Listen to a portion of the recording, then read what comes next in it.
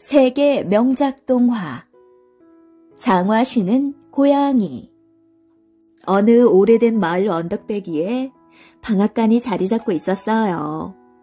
방앗간 주인에게는 부지런한 아들 셋과 당나귀 한 마리와 고양이 한 마리가 있었죠. 어느 날 방앗간 주인이 죽자 세 아들이 재산을 물려받았습니다. 큰아들에게는 방앗간, 둘째 아들에게는 당나귀, 막내 아들 벤자민에게는 고양이가 돌아갔습니다. 이제 벤자민은 무척 걱정스러웠습니다. 고작 고양이 한 마리 가지고 앞으로 내 앞가림을 어떻게 하고 산담. 벤자민이 한숨을 내쉬는 걸 고양이가 엿듣고는 말했어요. 나한테 장화만 마련해줘. 그리고 졸라매는 끈이 달린 튼튼한 자루도 하나 부탁해. 어쩌면 내가 한몫 벌 수 있게 도와줄 수 있을지 몰라. 벤자민은 고양이가 영리하다는 걸 알고 그러기로 했어요. 장화를 신고 뒷다리로 일어선 고양이는 대단히 용맹스러워 보였죠. 그날부터 벤자민은 고양이를 줄곧 장화시는 고양이라 불렀습니다. 장화시는 고양이는 자루에 양배추 이파리와 당근을 가득 채워 넣었어요. 그런 다음 자루를 질질 끌고 깊은 숲속으로 갔죠. 그곳에 토끼가 많이 살고 있다는 걸 알고 있었죠. 고양이는 이파리들을 한 입거리로 잘게 잘라 길을 냈습니다. 그런 뒤 몸을 쭉 뻗어 죽은 신용을 하고 기다렸습니다. 얼마 지나지 않아 토끼 한 마리, 두 마리 깡충깡충 뛰어왔죠. 어느 멍청한 토끼 녀석은 미끼를 집어물더니 자루 안으로 폴짝 뛰어들었습니다. 고양이는 곧장 자루끈을 잡아당겨 매듭을 묶어 임금님이 사는 성으로 향했어요. 살아있는 토끼야말로 첫인사를 드리는 임금님께 바칠 최고의 선물이라는 걸 알고 있었거든요. 궁궐 안으로 들어간 고양이는 큰 절을 올리고 임금님 발치에 토끼를 내려놓았죠. 제 젊은 주인 카라바스 백작이 폐하께 감사 표시로 주신 선물을 가지고 왔습니다. 그러자 임금님이 대답했죠. 흔쾌히 받겠노라. 백작에게 전하여라.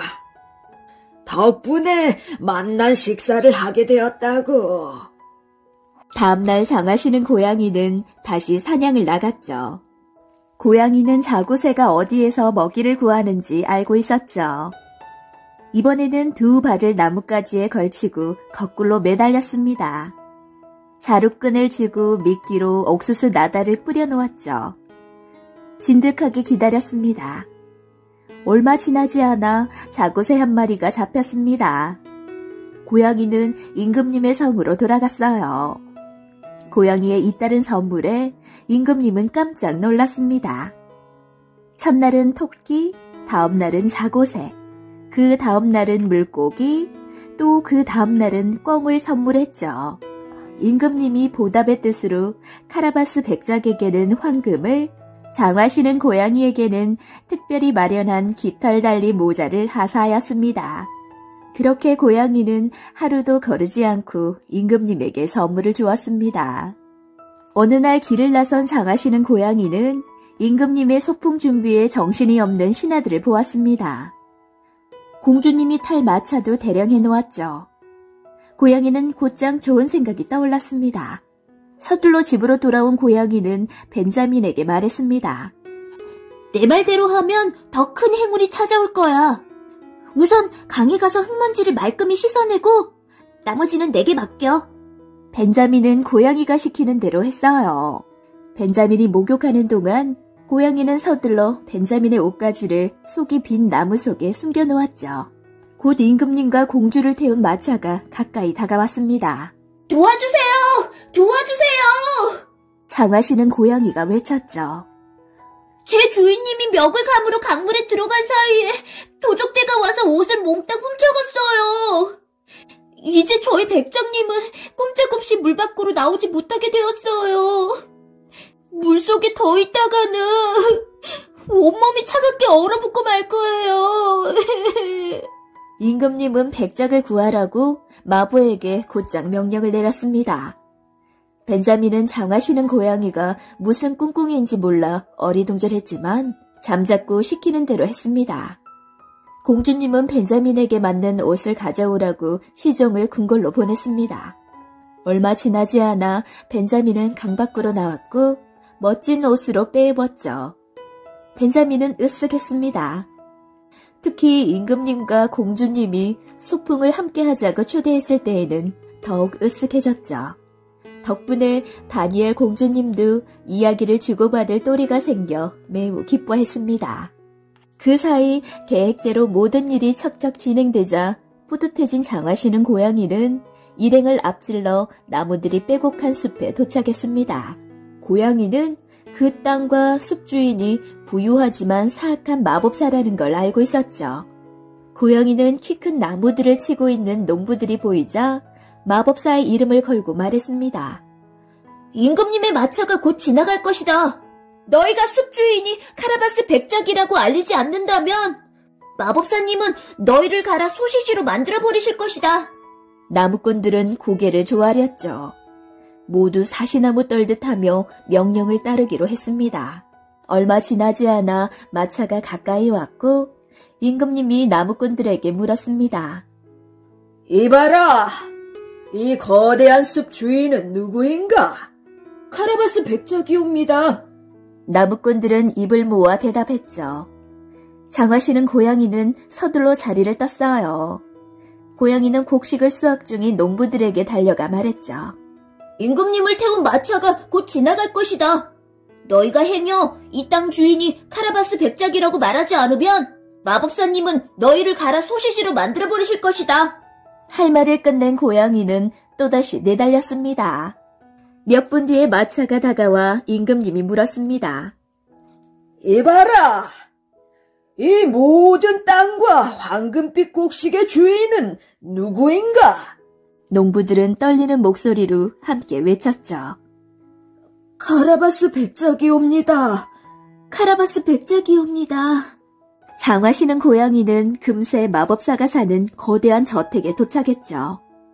도개교를 건넌 다음 고양이는 성 안으로 들어가 풀과 꽃이 빼곡한 마당을 둘러보았죠. 부지런히 일하는 정원사들이 눈에 띄자 이번에도 마법사의 이름으로 말했습니다. 임금님의 마차가 곧 지나갈 것이다. 너희들 중에서 이 꽃들을 카라바스 백작을 위해 가꾼 게 아니라고 말하는 자가 있다면 마법사님은 너희 모두를 갈아 소시지로 만들어버리실 것이다. 그런 뒤 장화시는 고양이는 계단을 성큼성큼 뛰어올라 마법사의 방으로 곧장 들어갔죠. 꽤 많은 고양이는 인사치레로 말했죠. 대단한 능력을 가지셨다고 들었습니다. 마법사는 비아냥거리며 대답했죠. 자네가 상상하는 그 이상이지. 탁자 위의 물건들이 덜커덩거렸습니다. 믿지 못하겠습니다. 고양이가 대답했습니다. 넌 내 마음대로 어떤 동물이든 변할 수 있다네. 마법사가 으스댔습니다. 그러고는 맹수처럼 으르렁대며 공중으로 풀쩍 뛰어올랐죠. 마법사는 커다란 곰이 되었습니다. 장화시는 고양이는 겁이 났지만 꾹 참고 대답했습니다. 위대한 마법사님, 곰은 강하고 두려움이 없으니 마법사님과 다를 바 없습니다. 우아하고 가냘픈 동물은 어떨지 혹시 사슴으로도 변하실 수 있나요? 누워서 떡 먹기지. 마법사가 코웃음을 쳤죠. 마법사가 사슴으로 모습을 바꾸며 천정에 닿을 만큼 높이 뛰어올랐죠. 멋지십니다. 장화시는 고양이는 놀라는 척했어요. 하지만 설마 작고 연약한 동물로 변신할 수는 없으실 테죠? 이를테면 쥐 같은 조그맣고 힘없는... 고양이의 아첨에 들뜬 마법사는 어리석어졌습니다. 자네는 지켜보시기나 하시게. 마법사의 대답과 동시에 찍찍 소리가 들렸어요.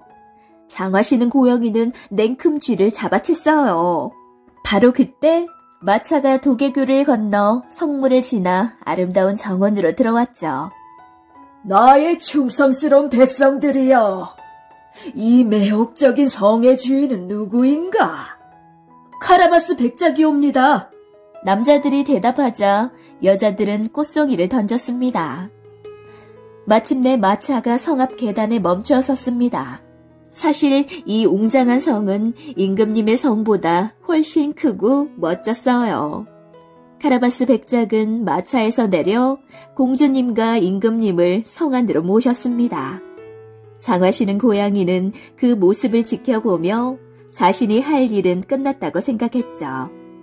폐하께서는 드디어 제 주인이 되시는 카라바스 백작의 성에 도착하셨습니다.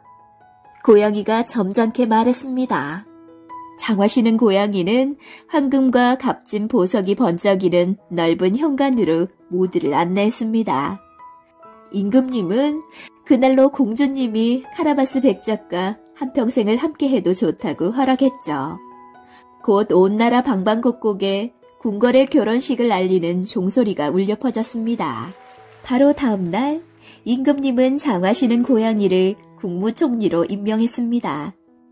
고양이는 두 번 다시 쥐를 쫓지 않았죠. 물론 따분할 때 심심풀이로 한 건 비밀이지만 말이에요.